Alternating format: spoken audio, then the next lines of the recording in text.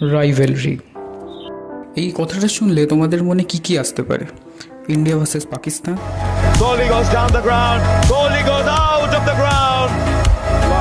বৃষ্টি ভার্সেস ছাতা, বা অনেস্টি ভার্সেস পলিটিশিয়ান।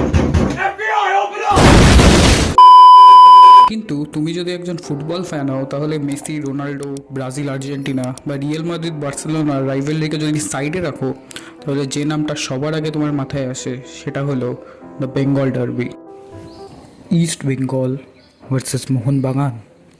নমস্কার, এই মুহূর্তে আপনাদের সকলকে স্বাগত জানাই। যুব ভারতী ক্রীড়াঙ্গন তৈরি, মরশুমের প্রথম ডার্বি ম্যাচ মোহনবাগান বনাম east Bengal. The oldest rivalry of Asia. এটা যদি শুধু দুটো দলের মধ্যে একটা ম্যাচ হতো সাধারণ, তাহলে হয়তো ব্যাপারটাকে নিয়ে এত হাইপ করার কিছু ছিল না। কিন্তু this is something more than a game. বিগত এক শতক ধরে এই একটি রাইভেলরি বাংলার মানুষকে দুই ভাগে ভাগ করে রেখেছে। জেনারেশনের পর জেনারেশন একটি দলকে সাপোর্ট করে আসছে এবং তার জন্য তারা জীবন যেমন দিতেও পারে তেমন নিতেও পারে। স্পোর্টস জার্নালিস্ট নবী কাপাড়িয়া বলেছিলেন, it not just East Bengal versus Mohun Bagan, it's emotion versus tradition, it's legacy versus identity, it's Bengal versus itself. 15ই আগস্ট 1889 স্থাপিত হয় মোহনবাগান এবং হয়ে ওঠে এশিয়ার সবথেকে পুরনো ফুটবল ক্লাব। শুরুতে এর নাম রাখা হয় মোহনবাগান স্পোর্টিং ক্লাব, কিন্তু পরে এর নাম চেঞ্জ করা হয় এবং করা হয় মোহনবাগান অ্যাথলেটিক ক্লাব। আসলে সেই সময় ইন্ডিয়াতে রাজত্ব ছিল ব্রিটিশ এম্পায়ারের এবং ফুটবল ব্রিটিশ এম্পায়ারের ক্লাবসগুলি দ্বারা টোটালি ডমিনেটেড ছিল। সেখানে ভারতীয়দের কোনো জায়গাই ছিল না। এই ডমিনেশন কমাতে এবং ভারতীয়দের মধ্যে ফুটবল নিয়ে ইন্টারেস্ট জাগানোর জন্য তৈরি করা হয় মোহনবাগান স্পোর্টিং ক্লাব।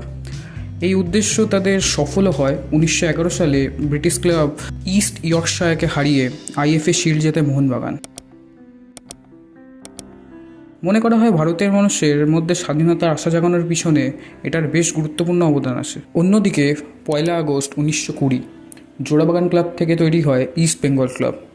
এবার তোমাদের মনে এই প্রশ্ন আসতেই পারে যে অলরেডি একটা ক্লাব এস্টাবলিশ থাকতে নতুন একটা ক্লাব গঠন করা হলো কেন? এর পিছনে একটা ইন্টারেস্টিং ঘটনা আছে। আসলে সেই সময় কোচবিহার কাপের একটি ইম্পর্টেন্ট ম্যাচে জোড়াবাগান ক্লাব তার ডিফেন্ডার শৈলেশ বোসকে কোনো কারণ ছাড়াই স্কোয়াড থেকে বাদ দিয়ে দেয়। পরে জানা যায় তিনি বেঙ্গলের ইস্টার্ন পার্ট, অর্থাৎ এখন যাকে আমরা বাংলাদেশ বলি, সেখান থেকে বিলং করতেন। এই জন্য তাকে লাইন আপ থেকে বাদ দেওয়া হয়।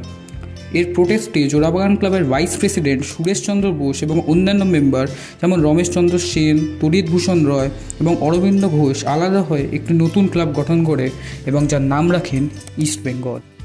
ইস্ট বেঙ্গল রিপ্রেজেন্ট করত সেই সমস্ত মানুষদের যাদের দেশভাগের সময় পূর্ব পাকিস্তান থেকে মাইগ্রেট করে কলকাতায় চলে আসে, এবং ইস্ট বেঙ্গল হয়ে ওঠে বাঙালদের জন্য symbol of identity and pride. অন্যদিকে মোহনবাগান রিপ্রেজেন্ট করত ঘটিদের, যারা ছিল কলকাতার নেটিভ জনগণ। এতদিন যে লড়াইয়ের কোনো শারীরিক রূপ ছিল না, ফাইনালি সেটা একটা রণভূমি পেল। সূচনা হলো এক নতুন যুগের এবং এক অমর যুদ্ধের। 8 আগস্ট 1921 কোচবিহার কাপে প্রথমবার ইস্ট বেঙ্গল এবং মোহনবাগান মুখোমুখি হয় এবং ম্যাচটি 0-0 ড্রতে শেষ হয়। যদিও এটি একটি আনঅফিসিয়াল ম্যাচ ছিল, কিন্তু অফিসিয়ালি 28 মে 1925 প্রথমবার এই দুটি দলের মধ্যে ম্যাচ হয় ক্যালকাটা ফুটবল লিগে, যেটি ইস্ট বেঙ্গল 1-0 স্কোর লাইনে মোহনবাগানকে হারিয়ে দেয়। এই দুই দল যতবার মুখোমুখি হয়, the score line becomes unpredictable. 1975 East Bengal মোহনবাগানকে 5-0 স্কোর লাইনে হারিয়ে আইএফএ শিল্ড জেতে, still the biggest margin in derby history. এই ম্যাচের পর একজন মোহনবাগান ফ্যান এত ভেঙে পড়েন যে তিনি হত্যা করেন এবং তার নোটে লিখে দিয়ে যান যে পরের জন্মে তিনি ইস্ট বেঙ্গলকে হারিয়ে এর বদলা নিতে চান। এর থেকে বোঝা যায় how much emotion this one rivalry holds. 1997 সালে ইস্ট বেঙ্গল ফেডারেশন কাপের সেমিফাইনালে মোহনবাগানকে হারায় 4-1 স্কোর লাইনে। এই ম্যাচে বাইচং ভুটিয়া ইস্ট বেঙ্গলের হয়ে একটি হ্যাট্রিকও স্কোর করে।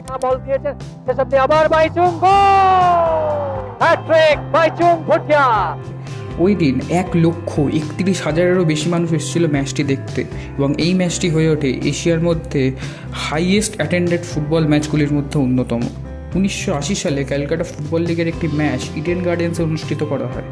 এই ম্যাচে ফ্যান্সদের জন্য প্রচুর দ্বন্দ্বের সৃষ্টি হয় এবং তা এমন পর্যায়ে পৌঁছায় যে 16 জনের মৃত্যু ঘটে।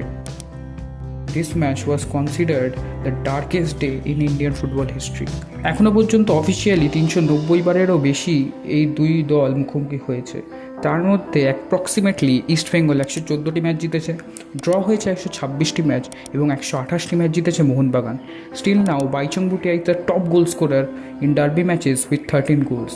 কয়েক দশকেরও বেশি সময় ধরে অনেক লেজেন্ডস এই ডার্বি ম্যাচে পার্টিসিপেট করেছেন। Chuni Goswami, PK Banerjee, Subhash Bhowmick, Baichung Bhutia, Barreto, they are not just players, they are icons. Former East Bengal এবং মোহনবাগান স্ট্রাইকার বাইচং ভুটিয়া এই বেঙ্গল ডার্বি সম্বন্ধে বলেন, scoring in the Kolkata derby is like scoring in a world cup final. The city breathes football and nothing compares to the passion of the rival. Mohun Bagan legend Barreto বলেন, when you play the derby you don't just play for the club, you play for the history, emotion and the hearts of millions. Former East Bengal coach Armando Kolako বলেন, I have coached in many rivalries but Kolkata derby, it's madness, it's pure football madness. 100 years, 2 clubs, 1 city, a billion stories. Bengal derby শুধুমাত্র একটি football match নয়, it's the soul of Kolkata. East Bengal versus Mohun Bagan, not just a match, a legacy.